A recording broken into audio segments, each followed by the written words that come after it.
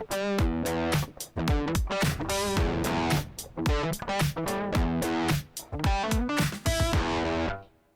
guys, welcome back. Today I've got another black armour Tau painting video, but this time there's a few differences. Firstly, I'm not going to be using my standard Mr. Weathering multi-black pigment. I know a lot of you struggle to get a hold of that in your own countries, and I've had a few questions regarding what can be used as an alternative. So today I'm going to be using a black oil wash, which you can just mix up yourself, and it'll achieve pretty much exactly the same results.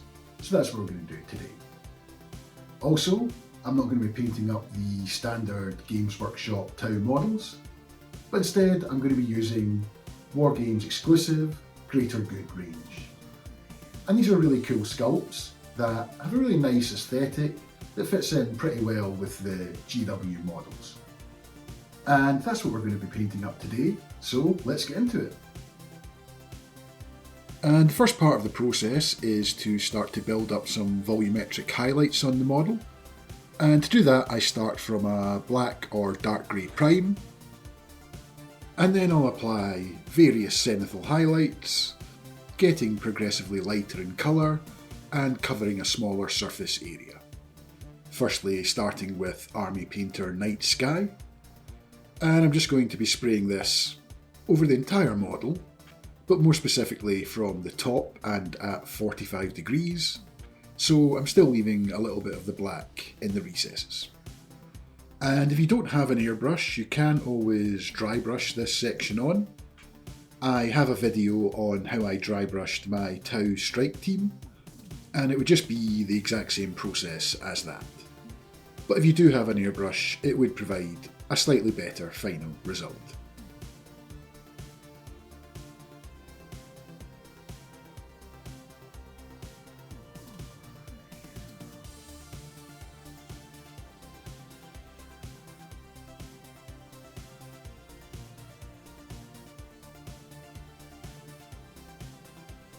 Next up is a top-down spray of Army Painter Runic Cobalt. And because I'm only going to be spraying from top down, this means that only the upward facing surfaces are going to be hit with this colour. And that's going to give us a really nice transition from black to dark blue to light blue. Also, apologies for all the camera shake that you're seeing here at the moment. Apparently my airbrush compressor was causing my camera stand to vibrate, which I didn't notice at the time, and unfortunately there's not too much I can do about that right now, so sorry about that.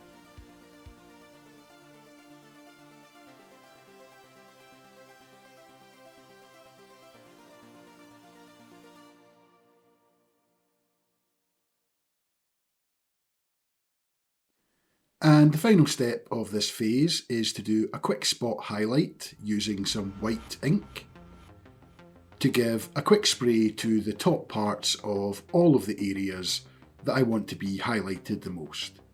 More specifically, that's going to be the helmet, the shoulder pads and the backpack.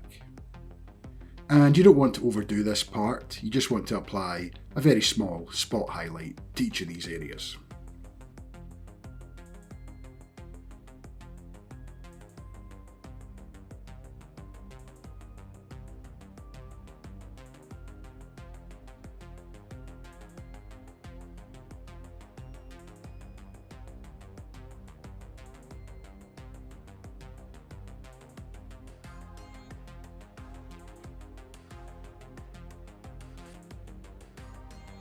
And I'm just following the exact same process for the other two models that I'm painting up as well.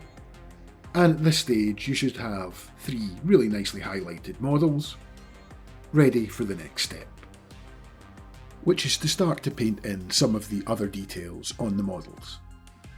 And I'm going to start with Army Painter Gun Metal, and I'm just going to use this to paint in some of the visible and easy to reach exoskeleton that's underneath the armour plates, and just really painting in some other random areas on the model like the barrel of the gun or just some random plates of armour. And this just helps to break up the monotony of what will be the black part of the armour.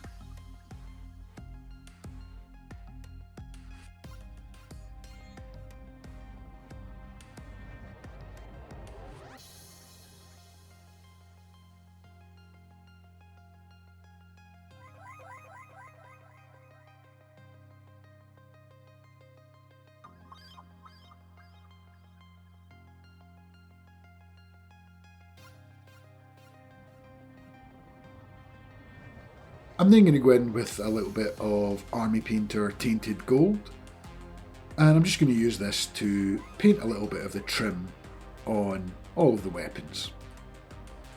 And again, for this part, I'm not really following any pattern, I'm just kind of painting random bits in that make sense to me.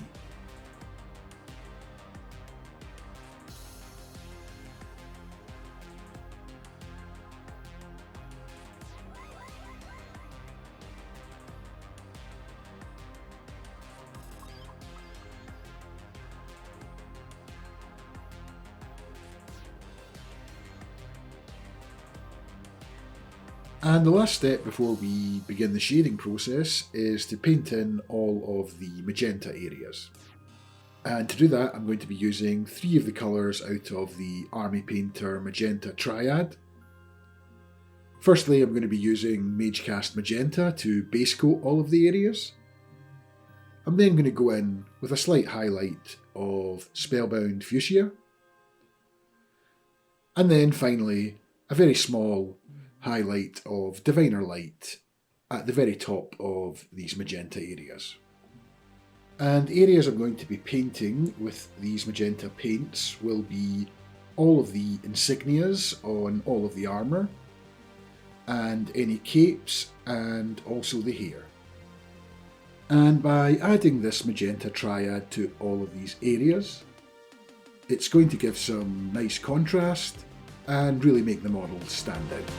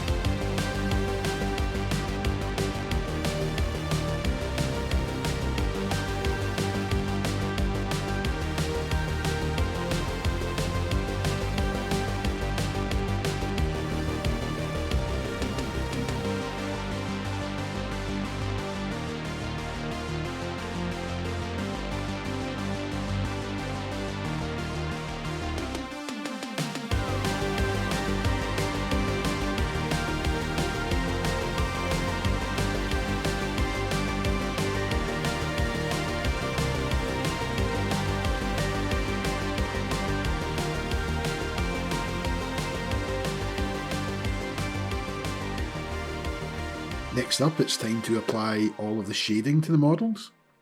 But before I did that, I applied a coat of gloss varnish to each one, which is going to make the shading process that little bit easier. And as I mentioned a little bit earlier on in the video, I'm not going to be using my usual Mr. Weathering black pigment, but instead I'm going to be mixing up my own oil washes. And the oils that I'm going to be using are going to be Ivory Black, Phthalo Blue, Magenta, and some Burnt Sienna. And just a quick note here about the oil paints that I'm using. As you might have noticed, I am using Winsor & Newton Winton oil colours. And these will be perfect for the washes that we want to make. However, try and avoid some of the cheaper brands, like this one here, which is PBO, as they just don't come with high enough pigment in the oil, and you're going to have issues when you try and thin these down, and they're going to end up going cloudy and potentially you're going to see bits of oil fragments within the wash, as these just aren't a high enough quality oil paint, so try and avoid these if you can. And for the thinner, I'm just going to be using some odourless white spirit, which can be picked up from just about any hardware store for about £5. And I'm just going to start by pre-mixing all of my washes, firstly with the black, and I'm just going to mix a tiny little bit of the black oil paint with about 5 or 6 drops of the odourless white spirit, until I get a nice thin wash consistency. And I'm just going to do the same for the other colours, only difference being I will add a little touch of black to each one of the blue, magenta and brown washes, just to darken them up a little bit. And the next part is fairly easy, as all you need to do is apply the washes to the model. And I'm going to be applying the black wash first of all to all of the areas on the model, apart from the skin and also any of the magenta painted parts. And once that's done, I'm going to add the blue to the skin and then the magenta to the magenta parts. And I'll be using the brown for a couple of the areas on the basis of the model. And I'm just going to apply the washes to all 3 models, making sure that every part of the model is covered.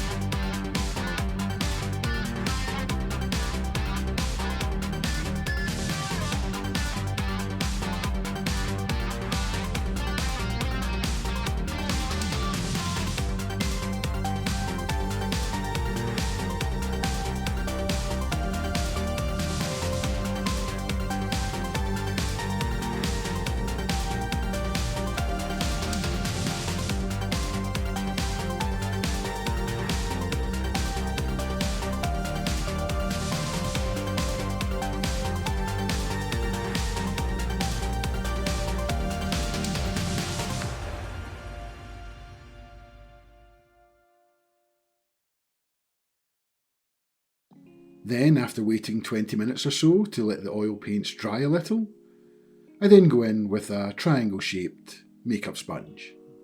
And just use this to wipe away all of the excess oils from any of the raised areas. and then switching to a slightly dampened with white spirits synthetic brush to get into some of the tighter and harder to reach areas. And this is going to uncover all of the previous highlights that I made in the previous steps, and adding to the shade and depth of the model.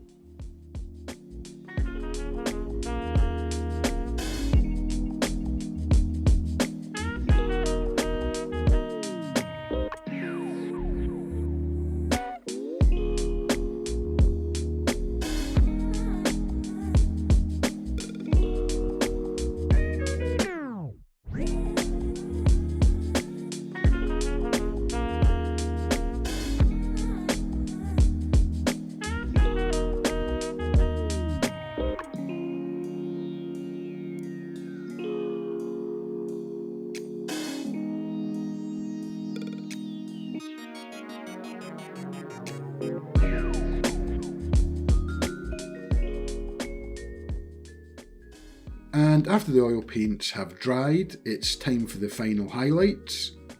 And as always, it's down to you how far you want to take these. But I was actually fairly happy with the shading and highlighting that was already present, so I decided not to do any additional highlighting apart from to the face. I wanted to add a few highlights to the ridges and such, just to make the face pop that little bit more. So to do that, I just used a mix of blue and white oil paint, but this could easily be done with acrylics as well. And I just slapped a little bit on to the areas that I wanted highlighted, and then went in with a dry brush and feathered it out until it produced a smooth transition.